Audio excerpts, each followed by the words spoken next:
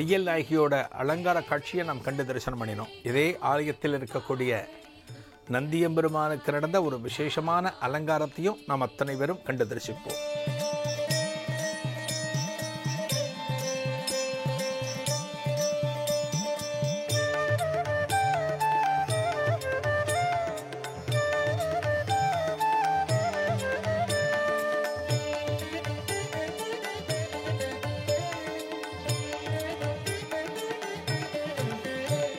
வைத்தியநாத சுவாமியை தரிசனம் பண்ணினோம். தையல் நாயகி பார்த்தோம். நந்தி தேவரை பார்த்தோம். இந்த இறைவன் மேற்கு நோக்கி அருளக்கூடிய இறைவன். இந்த சிவன் மேற்கு நோக்கி பார்த்திருக்கக்கூடியவர். அற்புதமான இந்த ஆலயத்தில் ஒரு சிவாலயத்தில் என்னென்ன சந்நிதிகள் அமைந்திருக்க வேண்டுமோ அத்தனை திருச்சந்நிதிகளும் இந்த ஆலயத்தில் அமைந்துள்ளது. ஒரு சிவன் ஆலயத்தில் என்னென்ன திருவிழாக்கள் கொண்டாடப்படுமோ அத்தனை திருவிழாக்களும் இந்த ஆலயத்தில் வழமையாக நடந்து கொண்டு வருகிறது. ஒரு பிரதோஷ காலம் என்றால் இங்கே இருக்கின்ற பக்தர்கள் அத்தனை பேருமே அவரவர்களால் என்ன அர்ப்பணிப்பை செய்ய முடியுமோ, என்ன காணிக்கையை கொடுக்க முடியுமோ அவற்றையெல்லாம் கொடுத்து இந்த நந்தி தேவரை வணங்குகிறார்கள். இந்த நந்தியம்பெருமானிடம் தங்களது பிரார்த்தனைகளை தெரிவிக்கிறார்கள். ஒரு ஆலயத்தில் இருக்கின்ற திருமூர்த்தியை, ஒரு ஆலயத்தில் இருக்கின்ற தெய்வ வடிவத்தை நாம் சற்று தள்ளி நின்று தரிசிக்க வேண்டும். தெய்வத்தின் அருகே செல்ல வேண்டும் என்று எந்த காலத்திலும் நாம் நினைக்கக்கூடாது. பொதுவாக முருகப்பெருமானுக்கு மயில் தான் நம்ம வாகனமாக பல இடங்களில் பார்ப்போம். மயில் வாகனன் அப்படின்னு சொல்லுவோம். இந்த ஆலயத்தில் மயில் தவிர ரிஷபத்தையும் ஒரு வாகனமாக கொண்டுள்ளானாம் முருகப்பெருமான். ரிஷப வாகனம் என்பது எவருக்கு உரித்தானது என்றால், அதாவது பெரைசூடிய அந்த பெருமானுக்கு உரித்தானது, அதாவது பரம்பொருளுக்கு சர்வேஸ்வரனுக்கு உரித்தானது. இந்த இடத்துல இந்த ரிஷபமும் முருகனுக்கு இருப்பதற்கான ஒரு காரணத்தை சொல்கிறார்கள்.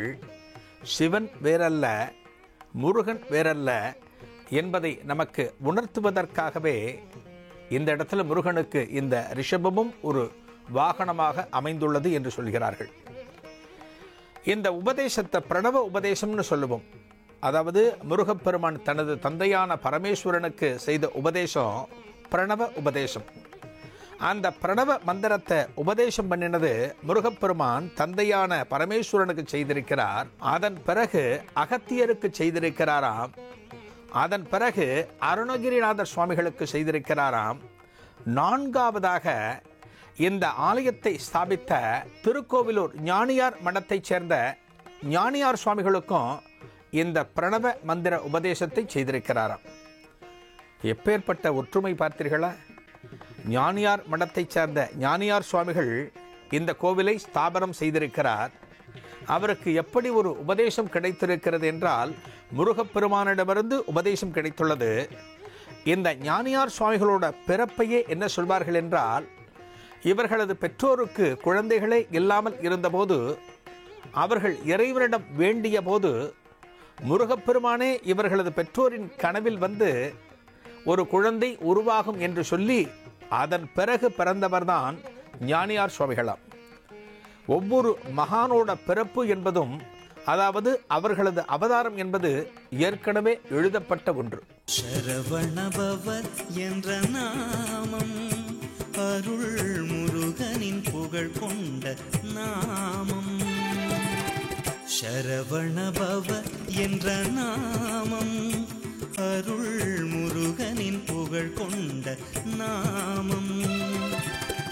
கருணை பொழிகின்ற நாமம் முத்து குமரனின் கனிவார்ந்த நாமம்.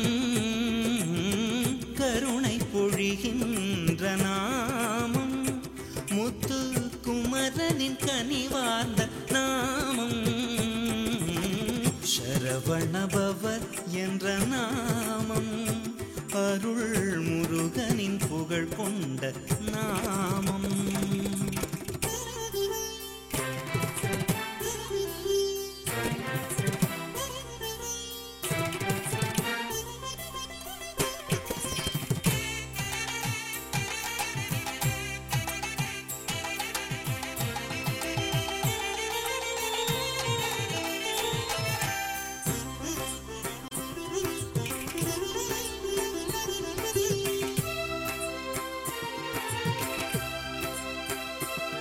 ஒரு பெரிய ஆலயம் அப்படின்னா 3 விஷயங்களை நாம் சிறப்பாக சொல்வோம். என்னென்னா, முதல்ல தலம், 2வது மூர்த்தி, 3வது தீர்த்தம்.